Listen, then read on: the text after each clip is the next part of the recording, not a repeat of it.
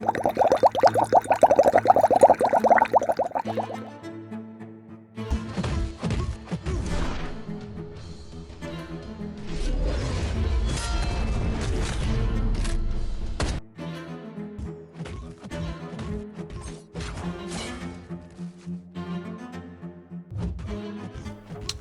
up guys, Max here. We're going to be looking at Gamora's special attack, starting with her special attack 1, because I find that obviously interesting, because it's number 1.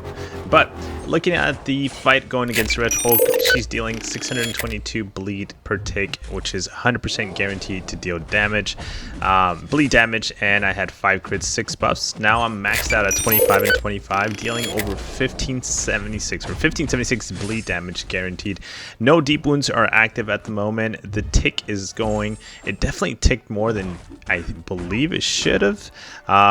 And by the way, if you have deep wounds active, it's going to last 2.5 seconds longer, which would allow you to multiply, maybe stack special ones. So you can probably launch 2 special ones and have that taking 4 times as much. And that is a whole lot of damage.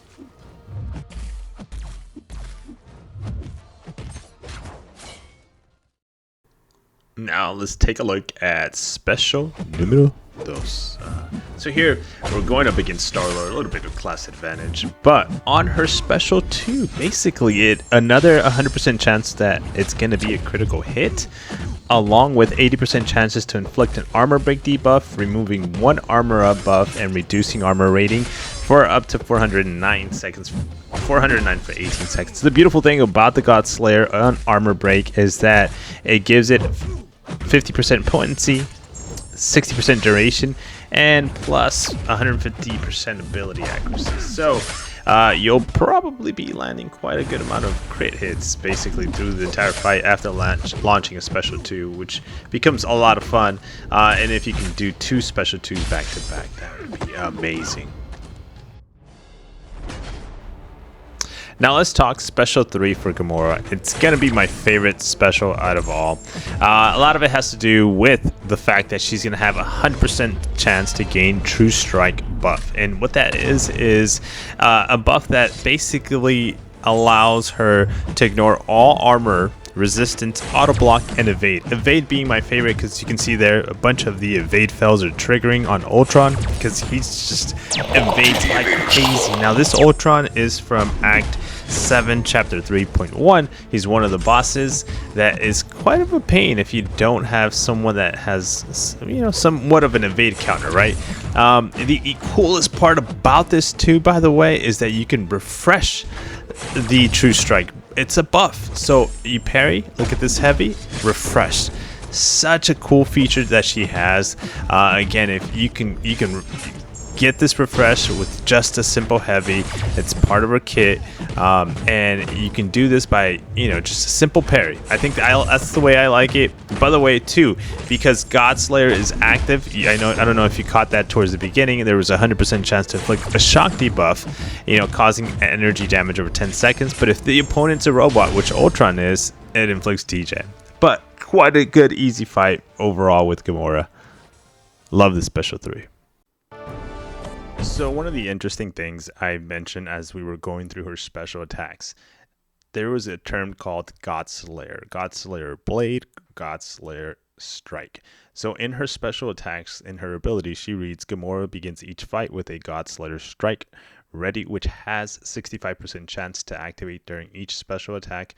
Once God Slayer Strike is used, it does go on a cooldown, which lasts 100 seconds. Now, keeping that in mind, because that's her abilities. Her abilities of God Slayer is actually tied into her awaken abilities, or her signature abilities. So in her awakening of this Gamora, basically Gamora reads, if the God Slayer Blade grows as she fights inside the fight, increasing the chance to activate during a special attack to 100%. So that's 65% as you progress in the fight, which doesn't say or give us a description on how it progresses. Is it like every 10 seconds, every minute? But as you go through the fight, you're going to reach a point where you're going to be doing 100% each time you launch a special. You're going to have the God Slayer strike abilities. Additionally, as her signature ability gets higher, so as you get her or you throw 6 stones into her, that 100% cooldown drops once she reaches Sig 200. One of the things I had to go out and actually correct here is that her cooldown starts at 100 seconds, but as her Sig ability grows at Sig 200, she is actually going to drop that cooldown to 20 seconds, which is, if you're going to be launching quite a good amount of specials, it's actually a beneficial feature of Gamora. Is it a must-have Sig 200 Gamora? If you play her a lot, I would suggest you do it. If you're lucky enough to get her multiple times and she's like Sig 100 like mine, then you can tell that her cooldown basically is at 31 seconds, a lot better than actually having a cooldown of over a minute or at 100 seconds. So when it comes to synergies for Gamora, you want to make your life a little bit easier, and how do you do that is basically making her buffs last a little longer. So she's all about getting buffs and making them last longer to be able to get them refreshed through the heavy. One of the biggest supporters for that is going to be War Machine, giving her plus 25 buff duration. The second one that I have there is Gilly 2099 as well, giving her a personal buff gain of plus 25 duration. Plus, she begins with a Fury and a Cruelty. For an added bonus, I do have Angela there, giving Gamora plus 20% attack rating if at least 30 seconds have passed during the fight, which it will. The other one that you're seeing there is Captain America. He gives a unique synergy to all cosmic champions, increasing their buff duration on another plus 25. So we have a lot of plus 25s and plus 20 of the buff duration on Gamora, which is going to be helpful if the AI is not cooperating, wanting to launch their heavies or specials or whatever spacing you need to basically refresh your furies, your buffs, or just your buffs in general with your heavy. Okay, guys, so let me see if I can summarize my thoughts on just giving you my final results on Gamora. Great champion, fun champion. Not suicide friendly, of course, because you're gonna be wanting to launch special 1s, special 2s. You could keep it to a special 3, but what makes it most difficult to use this champion is the fact that you have to keep those buffs up. And the way to keep them up, like we talked, is through refreshing. And not every champion is ideal to counter, like you see and hear me counter Star-Lord from a heavy to a heavy, or a special attack to a heavy, or a parry to a heavy. Ideally, that's probably the best option for you to do, is parry.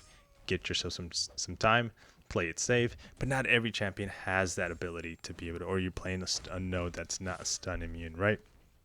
So again, she might not be the answer for everything. Is she a fun champion to play with? Is she does big yellow numbers, big brown numbers?